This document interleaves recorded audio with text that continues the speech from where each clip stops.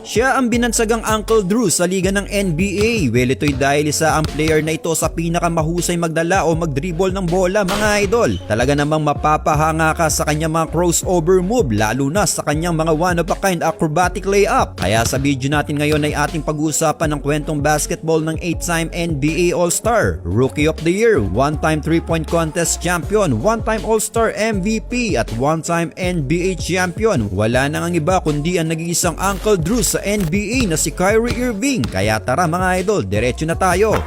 Simulan natin ang kanyang kwentong basketball sa kanyang high school basketball year na kung saan sa kanyang freshman at sophomore year ay naglaro ito sa Montclair Kimberly Academy at siya ay nagpakilala agad mga idol dahil sa angking husay niyang taglay sa paglalaro ng basketball ay naging maugong agad ang pangalan ni Kyrie Irving sa high school basketball. Sa kanyang freshman at sophomore season ay nag-average agad ito ng 26.5 points, 10.3 assists, 4.8 rebounds at 3.6 steals per game. Mamawagad mga idol, pero after ng kanyang sophomore season sa Montclair ay nag-transfer naman siya sa St. Patrick High School. Sa unang season niya sa St. Patrick ay nagpakitang gilas agad ito sa koponan nang mag-average siya ng 17 points, 5 rebounds at 6 assists per game. At pinamunuan ng koponan sa New Jersey Tournament of Champions, pero hindi pa dyan natatapos mga idol dahil August 2009 nang pangunahan niya ang USA East sa tournament title ng Nike Global Challenge na umaverage naman ng 21.3 points at 4.3 assists per game. Kaya sa performance niyang ito ay siya nga ang itinanghal noon na MVP sa kanyang last season sa St. Patrick nang makuha pa nila ang kampyonato sa Union Country Tournament. Sa likod yan ng 24 points, 5 rebounds at 7 assists per game ni Uncle Drew.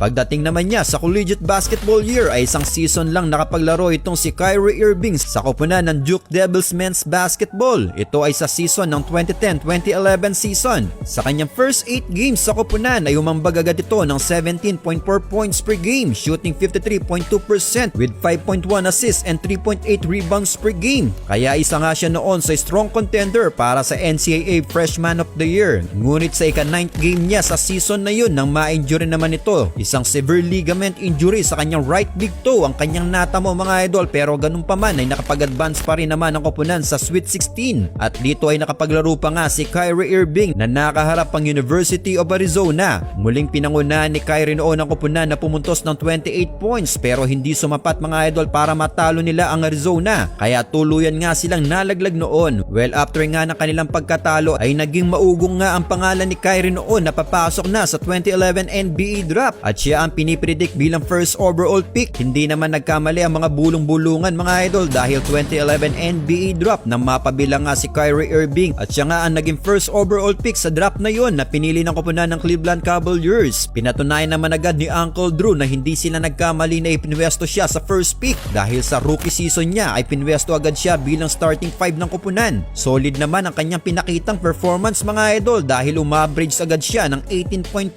points at 5.4 assists per game. Nakasama nga siya noon sa 2012 Rising Star Challenge sa koponan ng Team Chuck. Pumunta siya sa laro nilang yun ng 34 points, 8 of 8 sa 3-point range. Kaya siya ang nakakuha noon sa MVP award sa Rising Star Challenge. Pero bukod pa dyan mga idol, siya din ang siyang tinanghal din noon na Rookie of the Year. Pero sa kabila ng kanyang mga nakuwang mga award ay inalat naman ang koponan sa kanilang regular season run dahil nag-record lang sila noon ng 21 wins and 45 losses na pumesto sa 13th spot. Kaya bigo siya noon at ang koponan na makapag-advance nga sa playoffs. Well, hindi lang sa kanyang rookie season hindi nakapag-advance ito sa playoffs mga idol dahil 3 consecutive season itong hindi nakakatawid sa playoffs. Well, ito'y dahil na din na hindi talaga contender ang roster ng Cavaliers noon. Wala talagang makatulong si Kyrie sa opensa ng koponan. Pero 2014-2015 season sa kanyang pang 4th season sa liga ng NBA nang makasama na nga niya sa koponan na nagbabalik sa Cleveland Cavaliers noon na si LeBron James. Nakasama din nila sa season na ito si Kevin Love. Kaya naman talagang marami nang nakatulong si Kyrie lalo na sa opensa ng koponan. Pero kahit na magdagpa sa kanilang koponan ng dalawang superstar na si LBJ at Kevin Love ay hindi pa rin nagbago ang performance na inaambag ni Kyrie mga idol pagdating sa opensa. Dahil nag-average pa rin siya ng 21.7 points per game at 5.2 assists per game. Nakuha nila noon ng second seed sa East. Kaya sa unang pagkakataon after 4 seasons ay sa wakas ay nakatuntong at nakapag-advance nga si Uncle Drew sa playoffs. Pero hindi pa dyan natatapos mga idol dahil sa kanyang unang playoff appearance nang maghalimaw ang koponan ng Cleveland Cavaliers. Well, dahil pa rin yan syempre sa pamumuno ng victory ng Cavs na si Kevin Love, LBJ at Uncle Drew. Sa first round, nang walisin lang nila na walang kahirap-hirap ang Boston Celtics. Sa semifinals naman, nang makaharap nila ang prime ni D-Rose ang Chicago Bulls, pinabagsak din nila ito na umabot lang sa Game 6 mga idol. At sa Eastern Conference Finals, nang makaharap naman nila ang first seed noon sa East, ang Atlanta Hawks. Walang kahirap-hirap nilang winalis din noon ang Atlanta Hawks mga idol. Nag-average naman si Uncle Drew sa kanyang unang playoff game ng 19 points per game. Kaya naman sa kanyang unang playoff appearance ay nakatuntong din agad siya sa 2015 NBA Finals at makakaharap naman ng nagahari din noon sa West ang Golden State Warriors. Ang Splash Brothers na si Stephen Curry at Klay Thompson ang kanilang kailangan pabagsakin mga idol. Naging fan favorite ang Cavaliers noon para manalo sa NBA Finals pero hindi naging madali para sa kanila na pabagsakin ng Dub Nation dahil pinalagan sila ng mga sharpshooter ng Warriors na si Steph at Klay. Even na lumamang pa sila sa serye sa 2-1 lead ay hindi sumuko ang Warriors mga idol at 3 consecutive win ang kanilang sinagot sa Cavs. At sa huli ay nakuha nga ang kampyonato ng Warriors. Bigo si Uncle Drew at ang Cavs noon na masungkit ng kampyonato pero next season lang mga idol, 2015-2016 season ay may kasamang gigil na sinimula ni Kyrie at ang Cavs ang regular season game dahil pinagarian nila noon ang Eastern Conference na mag-record sila ng 57 wins and 25 losses na pumesto sa number 1 seed. Syempre sa pamumuno pa rin niya ni LeBron at Kyrie na mayroon 20 points per game. Pagdating naman sa playoffs ay halos naging unbeatable sila. Sa round 1 at semifinals mga idol ay pareho nilang winalis lang ang Detroit Pistons at Atlanta Hawks. At sa Eastern Conference Finals na makaharap nila ang Toronto Raptors, hindi rin umobra ang Raptors sa lakas ng Cavaliers noon mga idol. Game 6 nang tapusin nila ang serye kaya sila na naman ang nakapasok noon sa 2016 NBA Finals at makaka-rematch nga nila ang Golden State Warriors. Pero kung gaano kaganda ang pinakita nila sa playoffs ay ganun na lamang kalamig ang kanilang nilaro sa kanilang first 4 games sa finals dahil nakuha ang kalamangan sa serye ng Warriors na 3 wins and 1 loss pero gumawa ng kasaysayan ng Cavaliers mga idol.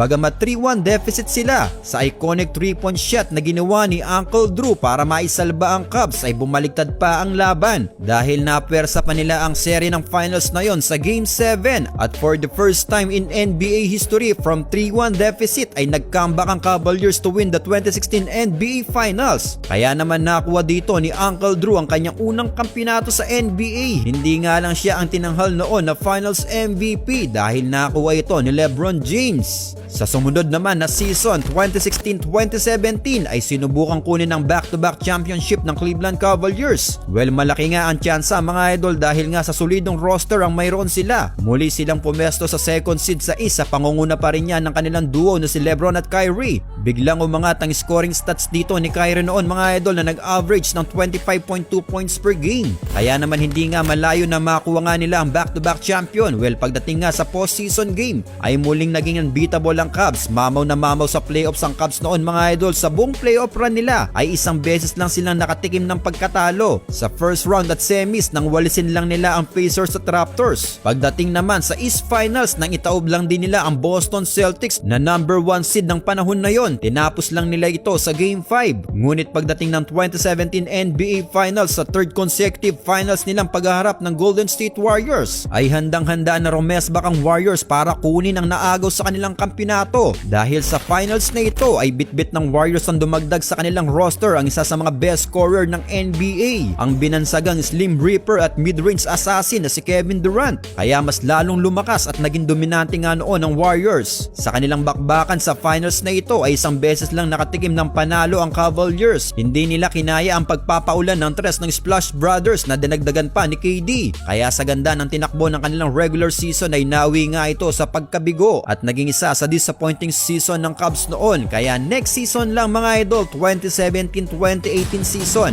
ay kumalas na nga si Kyrie noon sa koponan ng Cavs at iniwan na ang kanyang duo na si LeBron. Nag-request ito ng trade at napunta nga sa koponan ng Boston Celtics. Sa kanyang unang season sa Boston ay nag-average ito ng 24.4 points per game. Nakasama niya ang mga batang manlalaro noon ng Boston na sila Jason Tatum at Jaylen Brown. Naging top contender naman ang Boston mga idol na nakarating nga sa Eastern Conference Finals. Guess what mga idol? Dahil sa East Finals na makakasagupa nila ang kanyang former team, ang Cleveland Cavaliers. Nakatapat nga niya dito ang kanyang dating kaduo na si LBJ. Well, naging maganda ang kanilang naging bakbakan na umabot pa sa Game 7 pero sa huli ay nanaig pa din ang Cavaliers at bigo nga itong si Kyrie na makatuntong muli sa NBA Finals. Naglaro pa ng isang season si Kyrie sa Boston pero umabot lang sa semifinals ang kanilang playoffs nang talunin sila noon ng Milwaukee Bucks na pinamumunuan ni Giannis Antetokounmpo. After ng kanilang pagkatalo na mag-request muli ito ng trade sa koponan kaya napunta nga ito sa Brooklyn Nets kasama ang Slim Reaper na si KD. Sa kanilang unang pagsasama mga idol ay pumwesto pa sila sa alanganin na pwesto sa East nang makuha lang nila ang 7th spot at pagdating ng playoffs nang walisin lang sila ng Toronto Raptors kaya hindi naging maganda ang kanilang unang season ni KD. Sa second season niya sa Nets nang madagdag pa sa kanilang roster ang superstar na si James Harden. Naging maganda naman ang kanilang regular season run na nakuha ang second seed pero pagdating sa postseason game nang harangin sila ng Milwaukee Bucks sa semis na pinangunahan ni Giannis Antetokounmpo kaya muli silang nabigo na makarating sa finals sa season ito. Well, 2 season pang naglaro si Kyrie sa Nets mga idol pero nagkaroon na nga ng lamat ang mga player at pamunuan ng Nets. Kaya sa kalagitnaan ng season ng 2022-2023 season na mag-request nga ito ng trade at napunta nga ito sa koponan ng Dallas Mavericks at nakasama ang young superstar na si Luka Doncic. Pero hindi naging maganda ang chemistry ng dalawang mahusay na point guard na ito mga idol dahil sa kanilang natitirang laro although nag-average noon si Kyrie Irving ng 27 points per game. Sa kanyang 20 games played sa Dallas ay bigo pa rin sila noon na makapasok sa playoffs dahil nalaglag nga sila sa 11th spot. Well, sa kasalukuyan mga idol ay muling susubukan ng Dallas ang Kyrie Irving at Luka Doncic duo dahil mananatili nga si Kyrie sa koponan ng Dallas Mavericks. Well, kayo mga idol sa tingin nyo, mabubuo na kaya ang magandang chemistry ng Luka-Kyrie duo?